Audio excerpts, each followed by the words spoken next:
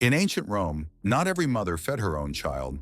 Wealthy families often turned to enslaved women, wet nurses, whose bodies became tools for survival. You are one of them, a slave chosen for your milk, separated from your own baby so you could feed your masters.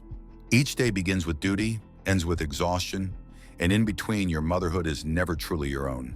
This was life as a wet nurse slave in Rome.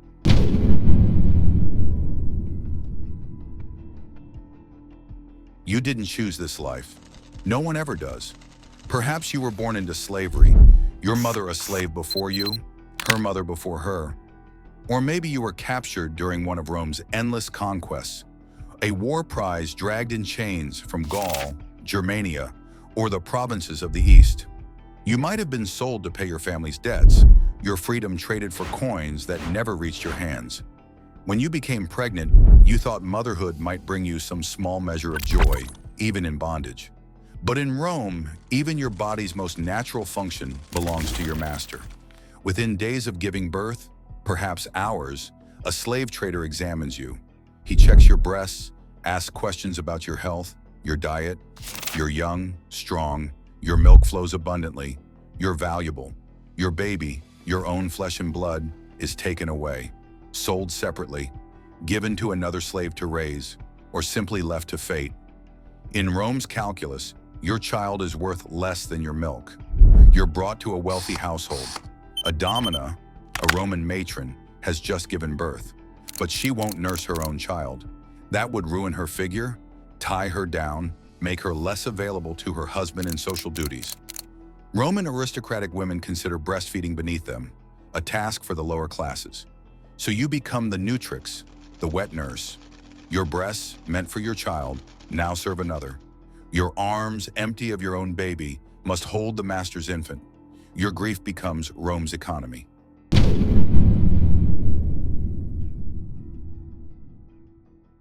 Your day begins before dawn. While the household still sleeps, you're already awake, your breasts heavy and aching. The baby's cry pulls you from your sleeping mat in the servants' quarters, a small, dark room you share with other slaves. You lift the master's child from its ornate cradle. The nursery is beautiful, painted walls depicting gods and heroes, imported furniture, soft wool blankets. Everything your own child will never have. You nurse the baby 6, 8, sometimes 10 times a day. Roman physicians have strict ideas about feeding schedules, about how long each nursing should last. The domina watches sometimes, ensuring you're following the doctor's orders, making sure her investment is well maintained. Between feedings, you're not free. You rock the baby, sing lullabies in your native language that no one else understands, change soiled cloths, prepare the warm baths Roman infants receive daily. When the child sleeps, you prepare special foods, the pulse, a wheat porridge you'll eventually use for weaning. The domina samples your breast milk regularly. She's concerned about its quality. Your diet is monitored carefully. No spicy foods, no wine, nothing that might affect the milk's flavor or your milk supply. You eat bland porridge, fresh vegetables, plenty of water. You're fed better than most slaves, not from kindness, but from economics. Your livestock that must be maintained. You're never alone with your thoughts. The household moves around you, other slaves completing their duties, the master conducting business, guests visiting. You exist in their world, but apart from it, visible yet unseen, essential yet insignificant. At night, you sleep near the nursery, always alert. A baby's cry in the darkness means you must wake instantly. There are no nights off, no rest.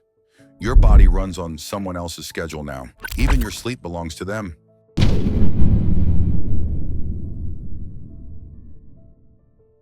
In the complex hierarchy of a Roman household, you occupy a strange position, simultaneously valuable and powerless.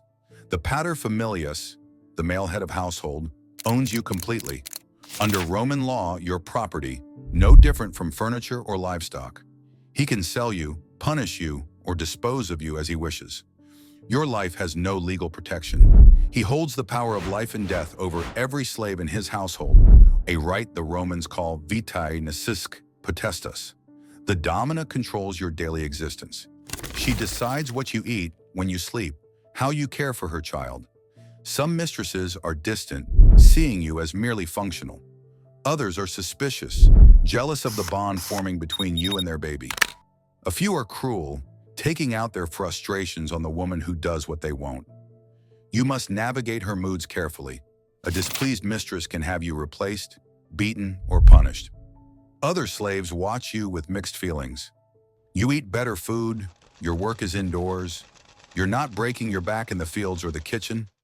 Some envy you, but they also see your empty arms, hear you crying at night for your lost child.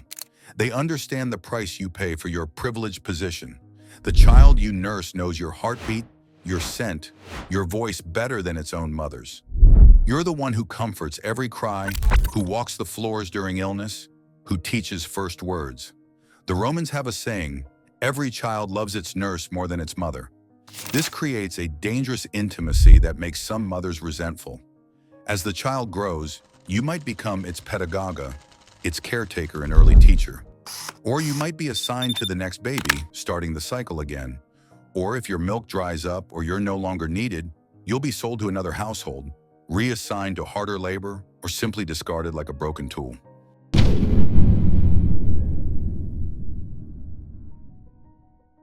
The cruelest part isn't the physical labor. It's the emotional torment that never ends. Every time you hold the master's baby, you think of your own. Is your child alive? Who's caring for them? Are they hungry, sick, crying for you? Do they remember your face, your voice, your smell? You'll likely never know. Slave families are scattered across the empire like seeds in the wind, planted wherever profit dictates. Roman law doesn't recognize slave families. Your relationships, your children, none of it matters legally. Your baby isn't your child, it's the master's property, born from his property. You have no parental rights, no claim to your own flesh and blood. Marriage between slaves isn't legally valid. Family bonds are considered mere sentiment, irrelevant to the business of empire. Yet your body doesn't understand slavery. Your breasts produce milk for a baby that's not yours. Your hormones create bonding feelings for a child you'll never truly own. Nature designed you to love the infant you're nursing, but society ensures that love will be used against you. Some wet nurses try to resist bonding with their charges.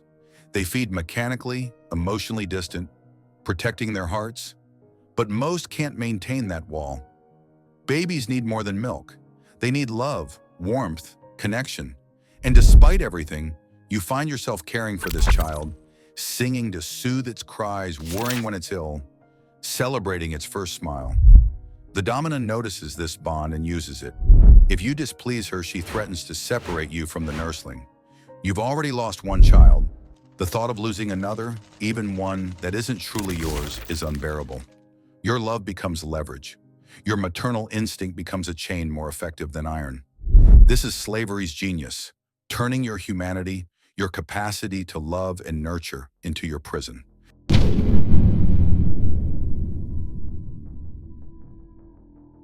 In Rome, everything has a price, even mother's milk. Wet nurses are expensive. A healthy young woman with good milk can cost 6,000 to 8,000 sesterces, roughly 2 years' wages for a Roman soldier. You're a luxury item, a status symbol. Only wealthy families can afford dedicated wet nurses. For perspective, that's enough money to buy a small farm or several ordinary slaves. The slave markets near the Forum are where wet nurses are bought and sold. Traders advertise women like you with specific claims.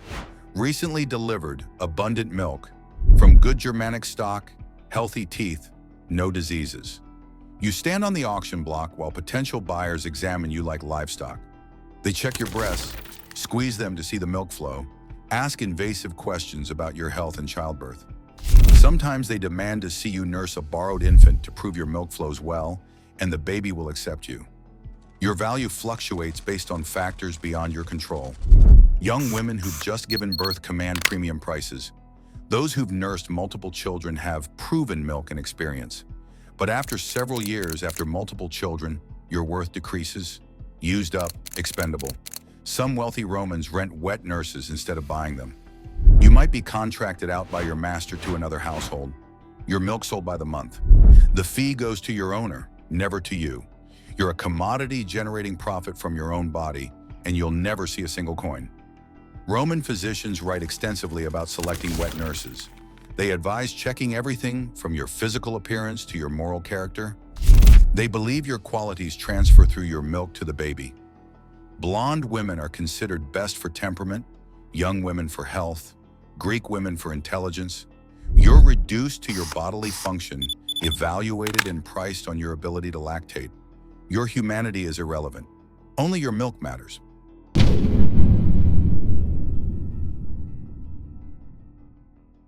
Your compliance is not optional. It's enforced through fear, violence, and the constant threat of losing everything. Step out of line, and the punishments are swift. A wet nurse who talks back might be slapped across the face. One who fails to wake quickly enough for night feedings could be whipped. The marks are usually placed where they won't show, your back, your thighs, because bruises on your arms might upset the child you're nursing. But physical punishment is just the beginning. The domina has more creative ways to control you. She can reduce your food rations, making your milk supply dwindle. She can separate you from the baby you've been nursing for months, assigning you to scrub floors instead, your breast painfully engorged with milk no one needs. She can sell you to a harsher household where the work is harder and the treatment worse.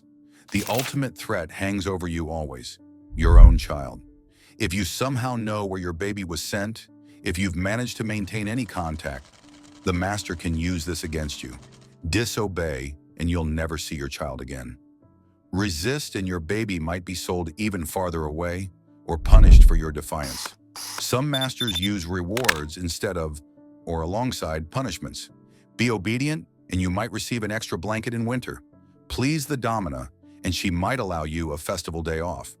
Raise her children well, and there's a slim possibility of better treatment, maybe even manumission after decades of service. But these rewards are never guaranteed. They're dangled like bait, keeping you compliant and hopeful. The system is designed to make you police yourself, to internalize your own oppression. You learn quickly, submit or suffer. Keep your head down, obey without question, smile when commanded. Your survival depends on absolute compliance, on making yourself as invisible and useful as possible. The cage you live in has no bars. It's built from fear.